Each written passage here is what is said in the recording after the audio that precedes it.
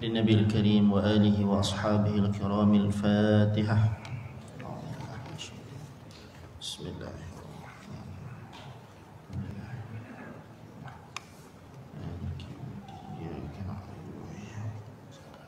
الصراط المستقيم صراط الذين أنعمت عليهم غير المغضوب عليهم ولا الضالين. أعوذ بالله من الشيطان الرجيم. بسم الله الرحمن الرحيم. الحمد لله رب العالمين، والصلاة والسلام على أشرف الأنبياء والمرسلين وعلى آله وصحبه أجمعين. أشهد ونشهد أن لا إله إلا الله وحده لا شريك له، وأن محمدا عبده ورسوله. ما شاء الله كان وما لم يشأ لم يكن، لا حول ولا قوة إلا بالله العلي العظيم. أما بعد. Alhamdulillah, banyak-banyak kita bersyukur pada Allah Subhanahu wa taala. Allah yang memberikan kesempatan, memberikan ruang dan waktu kepada kita untuk kita tergerak hati kita, tergerak jiwa kita untuk kita salat maghrib berjemaah di masjid ini. Mudah-mudahan sedikit sebanyak gerakan hati kita itu Allah Subhanahu wa taala kurniakan istiqamah untuk kita terus salat berjamaah, terus beribadah kepada Allah Subhanahu wa taala. Yang kedua, marilah sama-sama kita memperbanyakkan salam serta selawat ke atas junjungan besar Nabi Muhammad sallallahu alaihi wa alihi wa sahbihi wa baraka wasallam.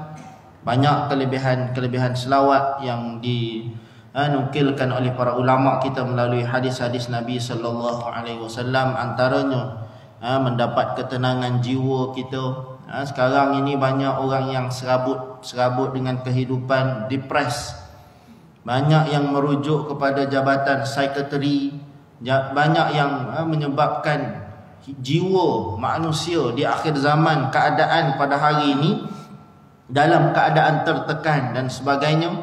Jadi antara cara kita orang Islam nak merawatnya ialah kita banyakkan sebut salawat kepada Nabi Muhammad sallallahu alaihi wasallam.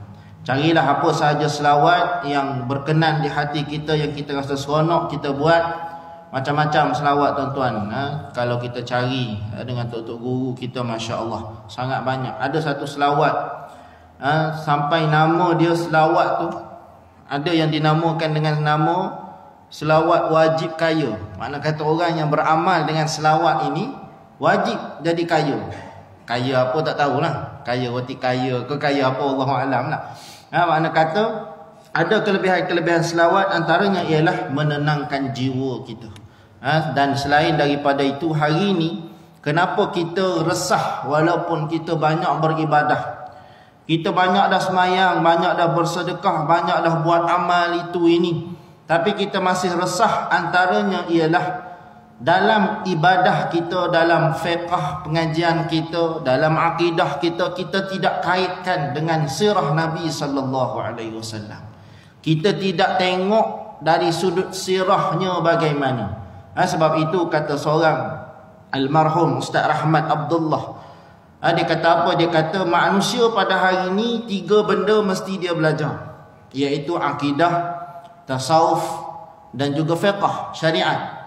Tapi 3 perkara ni dia tak boleh duduk 3 itu saja. Mesti ada satu benda yang menjadi connection di antara manusia, ibadah manusia, akidah manusia, tasawuf, akhlak manusia dengan Rasulullah, yang dinamakan sebagai sirah nabawi.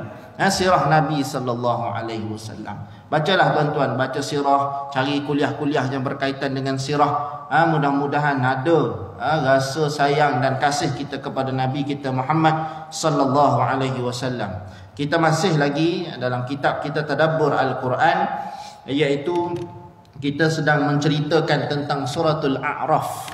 Suratul A'raf dah sebut dah sebelum daripada ini ada 206 ayat, ada 3325 perkataan dan 14,210 huruf, dan antara 7 surah-surah yang panjang dalam Al-Quran. 7 surah-surah yang panjang. Kita dah cerita sebelum ni, walaupun antara 7 surah yang panjang, tapi ini antara surah yang Rasulullah baca dalam sembahyang maghrib. Dalam sembahyang maghrib ada hadisnya di sana. Bahkan ada setengah keadaan Rasulullah bahagi dua suratul A'raf. Kalau letak tempat kita mungkin tak berjaya lah buat. Mungkin tak berjaya nak buat. Tak apa.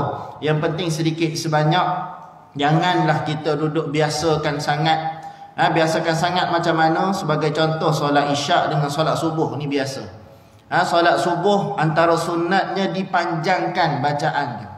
Dipanjangkan bacaan. Hari ni pula subuh makin awal lagi elok dipanjangkan. Nak kata terikat dengan waktu kerja dan sebagainya, dah panjang lagi waktu subuhnya. Mudah-mudahan dengan panjangnya sembahyang itu makin lazat, makin manis, makin seronok sembahyang. Sembahyang kalau cepat sangat pun kalut juga. Tapi kalau lambat sangat, boleh tahan kena mati juga tu.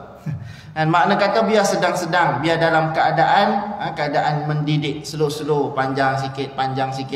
Sebab itu ada setengah tempat tuan-tuan dia terkejut hari Jumaat. Panjang sangat surah tu Sajdah. Nak cepat-cepat juga surah Sajdah pun. Itu sunnah Rasulullah disebut dalam hadis, baca satu surah, satu rakaat. Surah Sajdah dan surah Al-Insan. Itu kita biasa-biasakanlah insya-Allah. Baik. Dalam suratul A'raf ini ada beberapa kalimat doa yang Allah Subhanahu wa taala sebut, Allah Subhanahu wa taala nukilkan kepada kita untuk kita amalkan. Antaranya ialah doa yang pertama yang saya pilih daripada suratul A'raf ni banyak, ada lebih kurang 8 ke 10 doa-doa yang dinukilkan oleh Allah Subhanahu wa taala. Yang pertama yang paling famous sekali, yang sentiasa kita baca. Cuma mungkin barangkali kita tak tahu doa tu doa siapa. Kata-kata tu kata-kata siapa? Iaitu ayat 23 daripada suratul A'raf. Ini biasa kita baca, iaitu Rabbana zalamna anfusana wa illam taghfir lana wa tarhamna lanakunanna minal khasirin. Ini biasa kita baca doa ini. Wahai Tuhan kami telah menganiaya diri kami sendiri, dan kalau Engkau tidak mengampunkan kami dan memberi rahmat kepada kami, nescaya menjadilah kami dari orang-orang yang rugi. Doa ni doa siapa? Ni adalah satu-satunya kalam ataupun kata-kata Nabi Adam alaihissalam yang Allah letak dalam Al-Quran, yang Allah nukil cerita dalam Al-Quran, yang Allah rakamkan dalam Al-Quran. Dalam surah Baqarah banyak cerita Nabi Adam, tapi semua ayat Allah menceritakan keadaan. Dalam surah Ali Imran ada cerita Nabi Adam alaihissalam, surah An-Nisa ada cerita Nabi Adam alaihissalam. Tapi semua itu nukilan ataupun ayat Allah yang Allah cerita apa yang berlaku kepada Adam, apa yang berlaku kepada Hawa dengan iblis dan sebagainya. Tapi dalam ayat suratul A'raf ayat 23 ni, satu-satunya kata-kata yang dinukil, yang dirakamkan, yang disebut oleh Nabi Adam alaihissalam, yang diletak dalam Al-Quran. Dalam doa ini dia panggil doa penyesalan, ataupun kita nak kata doa minta ampun daripada Nabi Adam alaihissalam. Makna kata manusia ni bermula daripada Nabi Adam sampai sekarang tak terlepas daripada melakukan dosa. Dan bila melakukan satu dosa, apa yang perlu kita buat? Yang pertama sekali, biarlah keluar daripada mulut kita kalimah penyesalan. Sebab itu dalam doa ini ada beberapa benda yang kita kena perhati. Yang pertama dalam doa ini, apa yang diluahkan oleh Nabi Adam alaihissalam ialah apa keperluan kepada keampunan demi keselamatan di akhirat sana. Kita minta ampun bukan sekadar nak di dunia ni Allah ampunkan dosa kita dah. Kita nak di akhirat esok biar settle dengan Allah Ta'ala. Ni atas dunia senang lengang hidup, tiba mati, akhirat tak senang, tak jadi juga. Kan? Sebab itu di akhirat kalau kita baca, kalau kita dengar khutbah hari Jumaat 2-3 hari lepas, cerita tentang apa agak-agak tuan-tuan? Ni kalau bagi kertas ujian, apakah yang diceritakan di dalam khutbah Jumaat minggu ini? Sudah. Entah orang perempuan boleh jawab lebih pada orang lelaki. Cerita tentang syurga. Cerita tentang syurga. Khatib cerita tentang syurga, kadang makmum terlena dengan Allah indahnya syurga. Dia pun duk mimpi syurga. Tengah-tengah khatib duk cerita pun ada juga. Kan? Indah sangat syurga ni. Yang sampai dengan cerita pun dah terlena dibuai mimpi. Masalah. Kan? Allah cerita tentang syurga. Apa sebab? Allah cerita dalam surah itu syurga ni begini. Allah cerita dalam surah ni syurganya begini. Kalau dalam khutbah Jumaat yang lepas, banyak dinukilkan daripada surah Al-Insan. Surah Al-Insan cerita syurga ni begini. Apa sebab? Nak suruh manusia yang masih hidup lagi ni, paling-paling tidak biar ada kehendak dalam diri, aku nak kepada syurga. Dan syurga ni mesti dibayar dengan harga yang mahal. Kita nak satu benda yang berharga, bernilai. Kita nak emas sebagai contoh, jongkong emas. Berapa puluh ribu nak kena bayar. Sebab apa? Jongkong emas ni satu benda yang bernilai. Kita nak baju jenama yang mahal-mahal. Perlu kepada bayaran yang mahal. Sebab apa? Sebab benda itu bernilai, berkualiti. Sebab itu syurga juga. Syurga ni beginilah kata ulama. Bagaimana kita masuk dalam satu taman. Ni cerita mudah tuan-tuan, cerita orang kampung. Kita masuk dalam satu perumahan. Perumahan tu semua orang kaya belakang duduk dalam tu. Dia perumahan orang kaya ni, rumah tak banyak. Tak lebih 100 begitulah, biasa 80, 60 begitu. Kalau tuan-tuan biasa pergi ke Kota Damansara sebagai contoh. Saya dululah bertugas hujung-hujung minggu ada kelas kita buat di sekolah, kelas hafazan. Buat di sekolah, sekolah-sekolah menengah di Kota Damansara. Lalu nak pergi sekolah tu, lalu rumah orang kaya. Masya Allah, tengok rumah orang kaya ni macam ni kemewahan dia.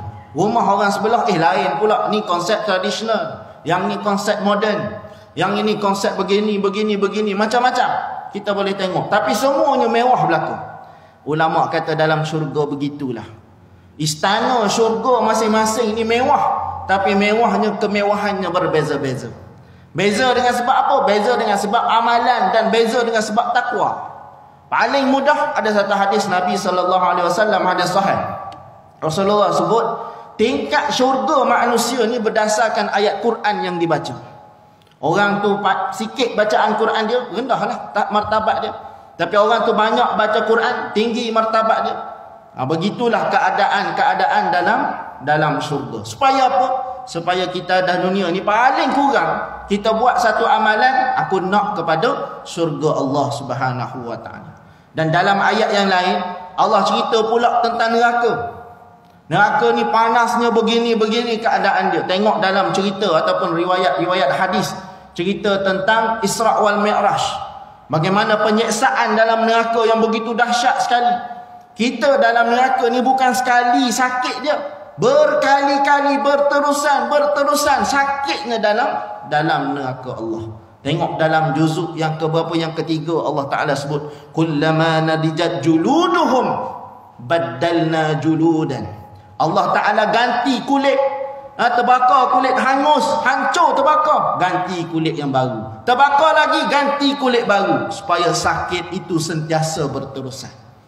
Dan dalam satu hadis yang lain, orang masuk dalam neraka ni Allah besarkan sikit saiz dia, sebagaimana Nabi Adam alaihissalam.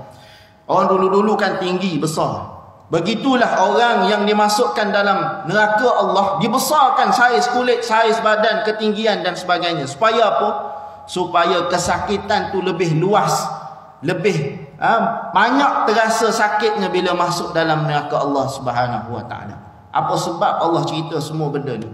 Paling-paling tidak bila kita buat maksiat, kita ingat maksiat ni akan menjadi penyebab kepada masuk neraka Allah Subhanahu wa taala.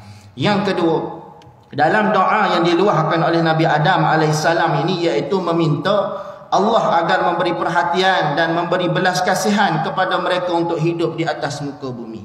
Tu Nabi tu Nabi masih lagi meminta dengan Allah, masih lagi mohon supaya Allah ampunkan dosa mereka, supaya dalam keadaan macam mana? Dalam keadaan terjamin keselamatan di dunia, dan Allah bagi belas kasihan kepada mereka. Kita yang tak Nabi mana, wali jauh sekali, nak jadi ulama mungkin ada perjalanannya, tapi lambat lagi nak jadi ulama. Masih lagi merangkak-rangkak nak cari Allah Subhanahu wa taala, lagi-lagilah kena minta dengan Allah. Nanti di akhir nanti saya akan cerita bagaimana Imam Ghazali cerita tentang doa, ada adab dan etikanya juga Allah cerita dalam suratul A'raf ini. Tu yang pertama. Dan doa yang kedua yang ada dalam suratul A'raf, boleh kita buka dalam ayat yang ke-43. 43 Allah nukilkan satu kata-kata yang mudah-mudahan kita semua ungkapkan kata-kata ni dalam syurga esok. Allah Ta'ala sebut apa dia? Wa qalul hamdulillah alladhi hadana lihadha wa ma kunna linahtadiya laula an hadanallah. Ni satu kata-kata yang biasa kita dengar penceramah sebut di awal-awal mukaddimah ceramah. Apa sebab?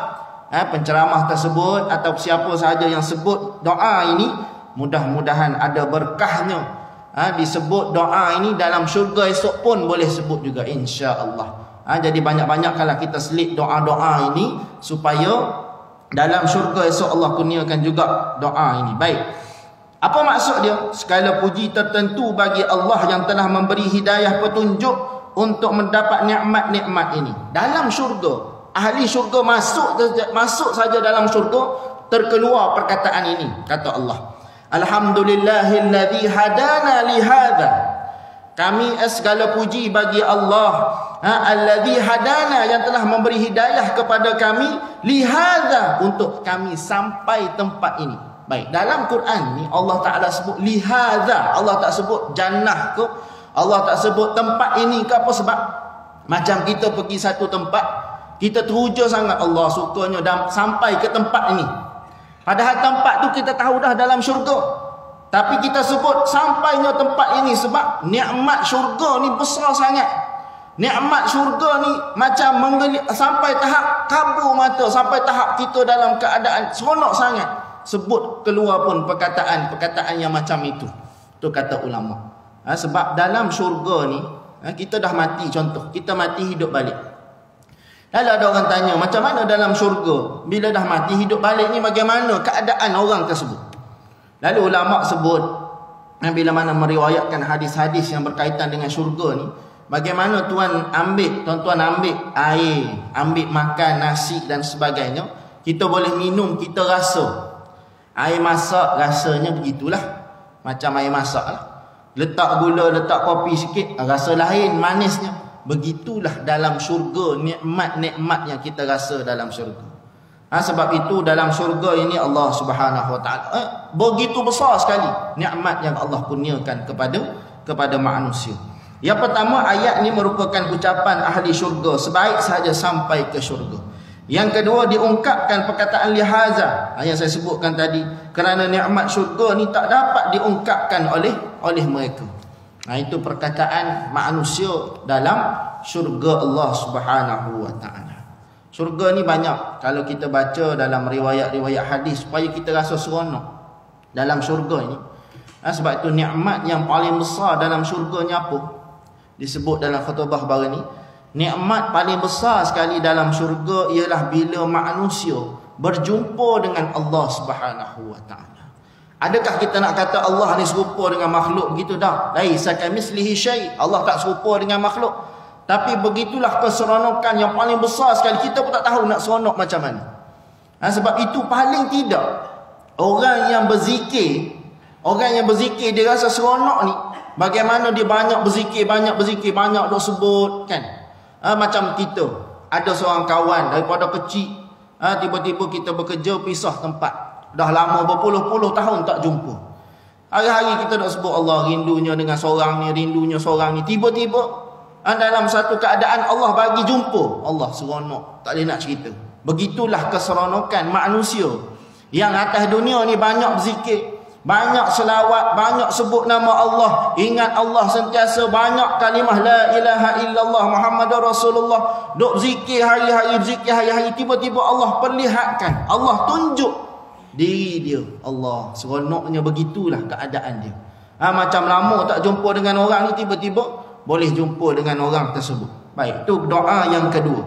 Kita selitlah dalam makna kata bacaan doa kita.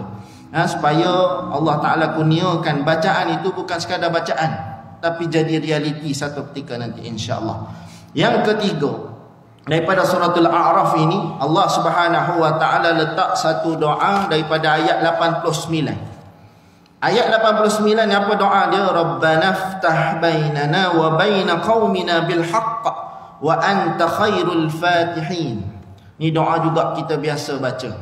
Rabbana ftah bainana, wahai Tuhan kami, iftah bainana, bukakan, bukakanlah. Buka apa? Buka keputusan ataupun buka daripada kalangan kami ni benda tu betul, bukakanlah bahawa benda tu betul.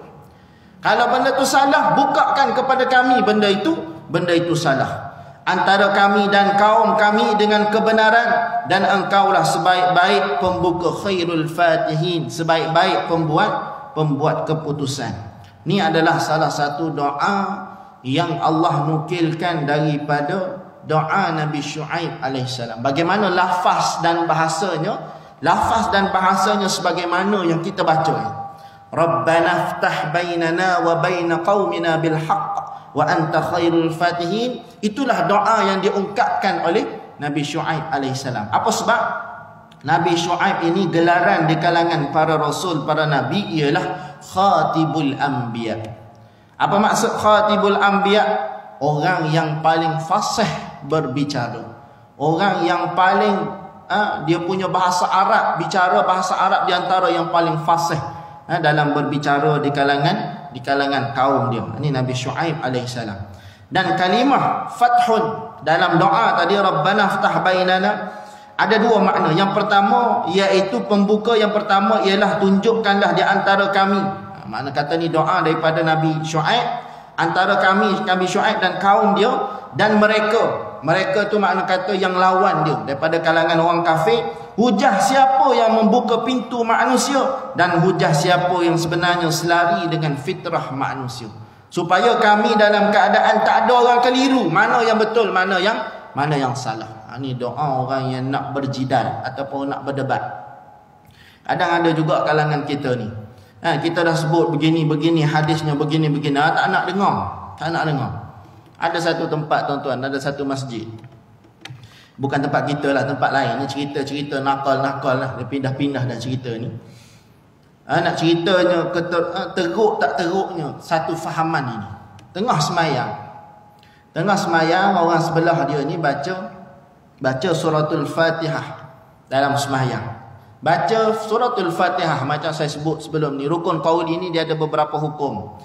Yang paling afdal sekali kita baca dan kita dengar. Adapun kalau kita baca orang sebelah dengar ataupun orang yang ketiga dengar, tu masih dalam harus dan sunat. Kalau sampai orang keempat boleh dengar, tu dah masuk dalam kategori makruh. Kalau satu surau dengar, tu haram dah tu. Baca Fatihah dia jadi makmum, satu surau, satu masjid dengar, Alhamdulillahirabbil alamin, 3 sah dengar, tu tak jadilah. Dah masuk dalam kategori tidak sah boleh jadi. Baik. Seorang ni dia baca sikit slow je. Alhamdulillah. Begitu saja. Yang sebelah ni angkat bahu, tepis orang sebelah. Habis je semayang, dia pun tegur. Dia kata kamu ni bid'ah. Dia kata. Apa sebab bid'ah? Sebab dalam semayang baca kuat. La haula wala. Yang kawan ni dia kata memang belajar rukun qauli ni sebut mesti syarat dia nak kena dengar. Ada 5 syarat. Pertama mesti kena dengar, yang kedua mulut tu bergerak, yang ketiga apa? Keluar suara, yang keempat betul bacaan, dan yang kelima Allahumma salli ala Muhammad. Ada 5 tu. 5 rukun qauli yang mesti dibuat. Jadi mesti di telinga dia dengar. Kadang-kadang kita baca, telinga kita dengar, orang sebelah pun dengar juga. Boleh jadi dia duduk senyap, dia pun dengar kita. Boleh jadi juga kan, sebab tu orang sebelah boleh dengar, sebab dia senyap. Kalau sama-sama baca, dia tak jadi orang sebelah boleh dengar lah. Jadi bila berlaku begitu, dia pun sebutlah dalam Syafi'i ni begini-begini lah. Syafi'i tu salah, dah kata. Syafi'i tu salah, ni hantar bid'ah. Dia ulang bid'ah. Ni sebab itu kadang-kadang orang ini, bila Allah tutup hati dia, bila Allah tutup hati, marilah apa cerita sekalipun, mari hadis ke, mari Imam Syafi'i ke, siapa ke, dia tak nak dengar dah. Dia tak nak dengar dah. Ada orang macam tu tuan-tuan. Ada orang yang dia tak boleh nak berhujah dengan orang. Kadang-kadang bila kalah hujah, marilah benda-benda lain. Mari benda-benda lain, hujah-hujah dia panggil hujah fizikal. Hentam itu, hentam ini, masuk tajuk lain, makmu begini, pakmu begini, macam-macam. Sebab tu bila nak berjidal, nak berdebat, minta doa banyak-banyak supaya Allah bukakan hati kita dan bukakan orang itu. Supaya kita bercakap dia faham, Dia bercakap pun dia tahu benda yang dia bercakap itu adalah benda yang salah. Dan yang kedua, apa maksud dalam doa ini ialah tunjukkan siapa dalam kalangan kami antara orang yang benar ataupun orang yang salah, dan jatuhkanlah hukuman terhadap mereka yang salah. Kadang-kadang orang yang salah ni dia tahu salah bila datang satu hukuman. Kadang orang yang rasuah ni tengah rasuah tu dia tak tahu, tapi bila dah datang hukuman Allah baru tahu tu rasuah. Pun ada juga jenis macam tu. Orang curi, masa mencuri tu dia kata ni tak salah, ni sikit je ambil ni, cuma tuan dia tak tahu je. Lah sekali kena tangkap, Allah curi ni salah rupanya. Ada orang macam tu juga tuan-tuan.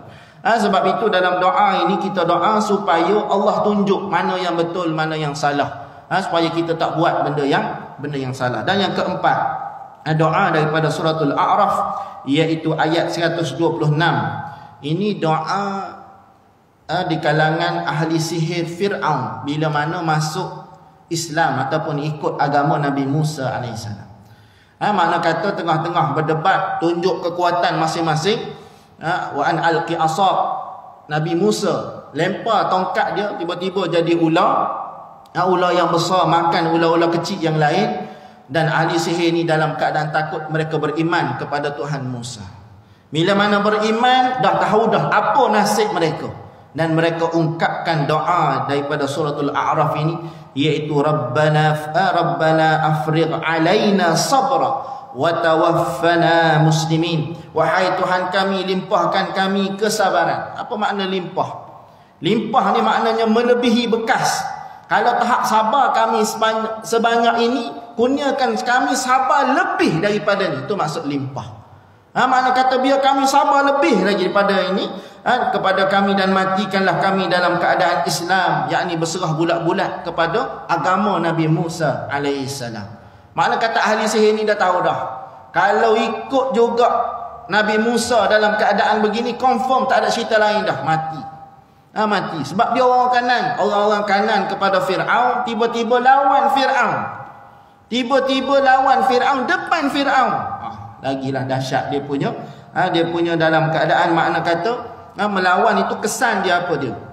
Dan doa ini menunjukkan mereka tahu kesudahan mereka ialah kematian dan bukannya kehidupan. Ini merupakan doa ahli sihir Fir'aun, kerana mereka memahami apabila mereka beriman kepada Musa dan Harun, mereka akan dibunuh oleh Fir'aun.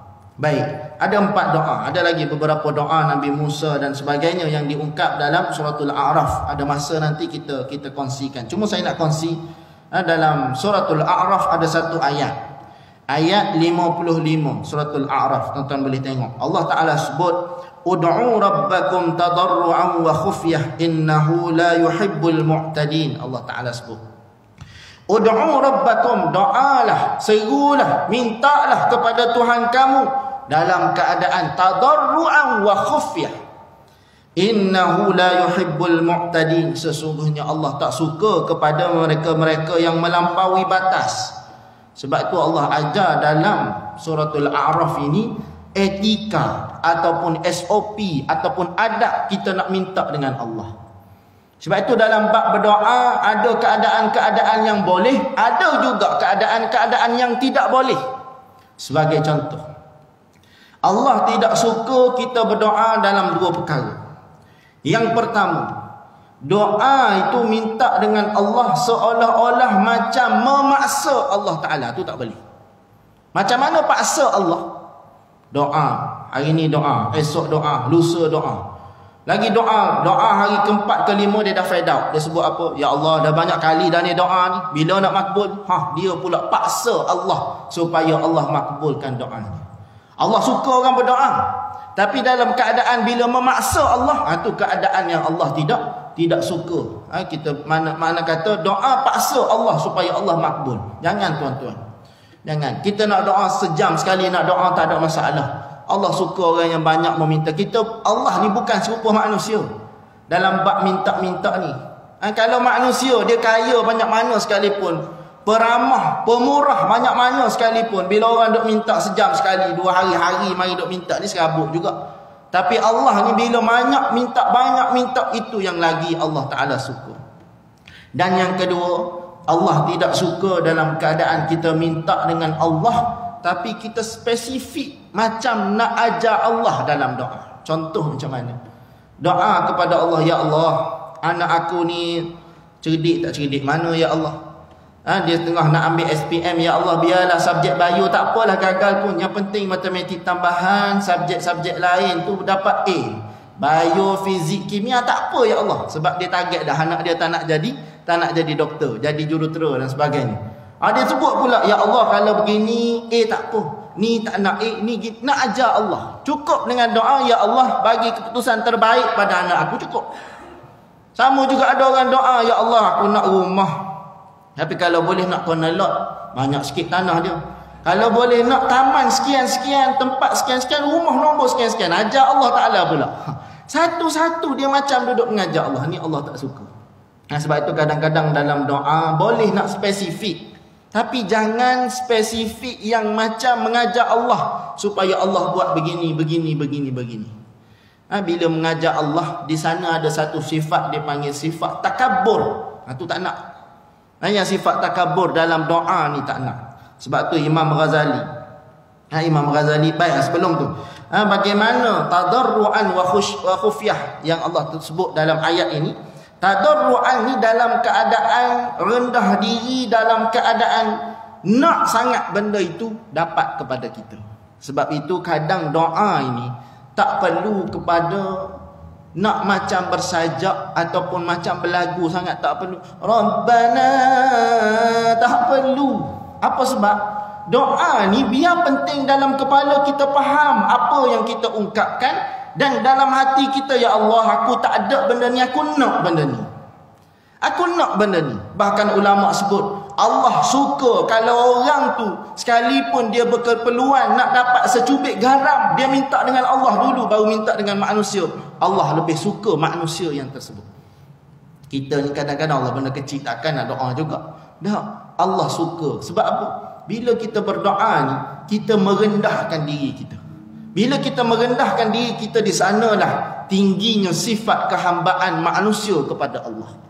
Itu yang pertama, mesti ada tadarruan. Yang kedua, mesti ada khufyah. Khufyah ni ada ulama yang terjemahkan sebagai lemah lembut.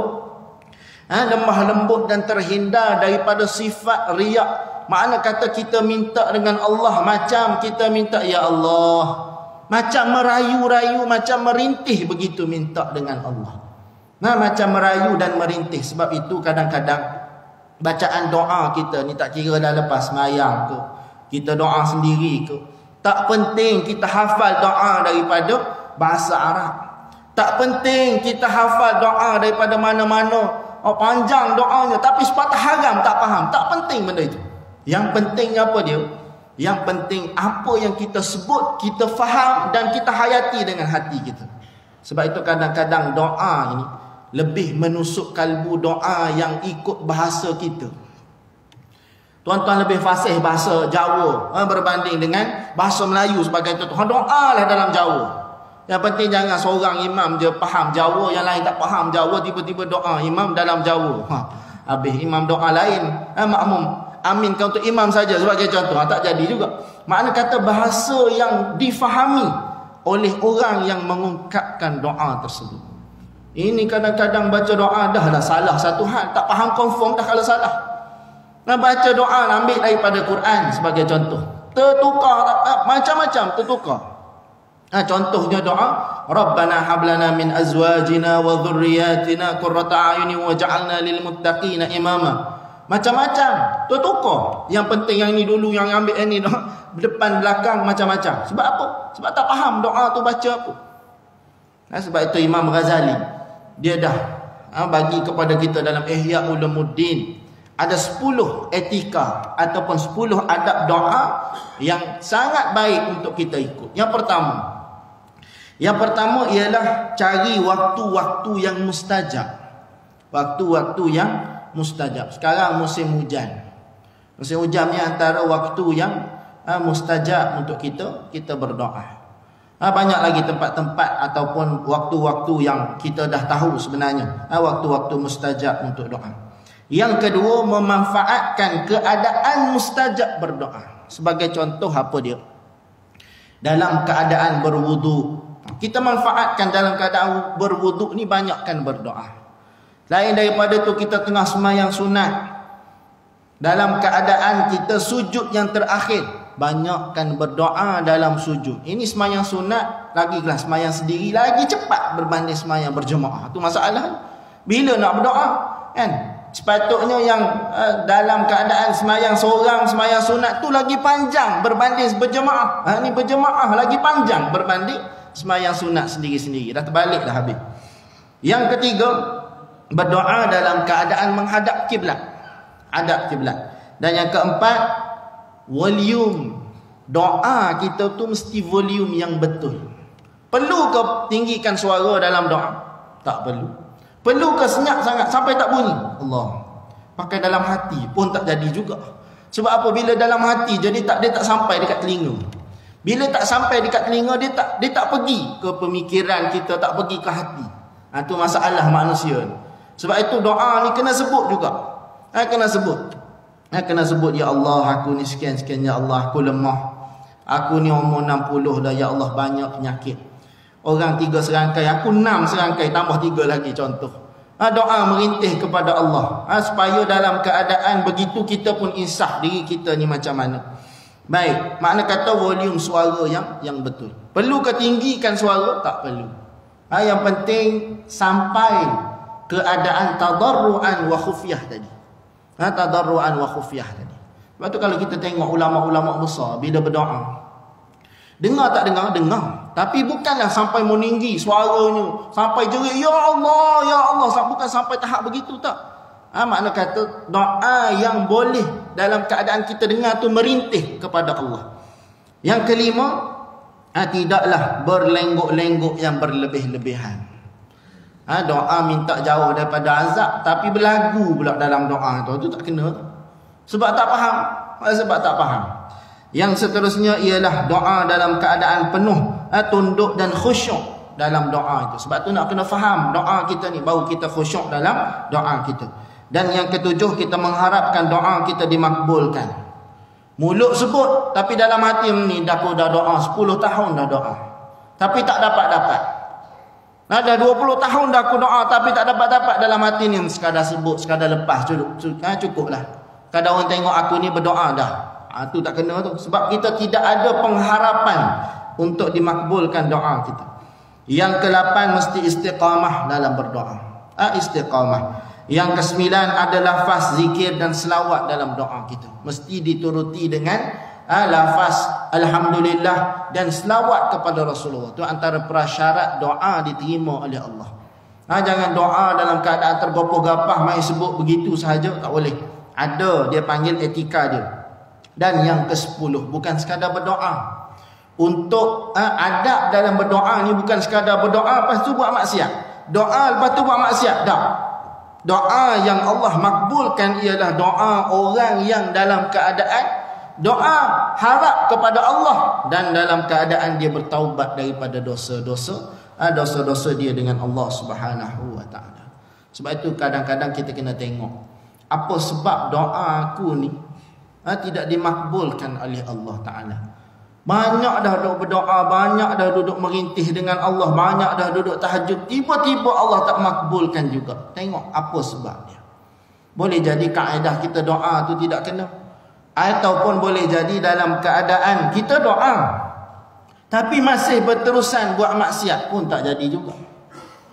Doa supaya Allah kurniakan anak yang soleh, tapi kita dalam keadaan depan anak macam mana, kita depan isteri macam mana, doa nak dapat isteri solehah kan? Tapi dalam keadaan kita depan isteri kita tidak soleh, bagaimana nak dapat solehah? Ni masalah kita kan. Sebab itu kita tengok juga diri kita macam mana. Baik, itu dalam surah Al-A'raf. Dan dalam surah Al-A'raf ni juga ada beberapa perkara.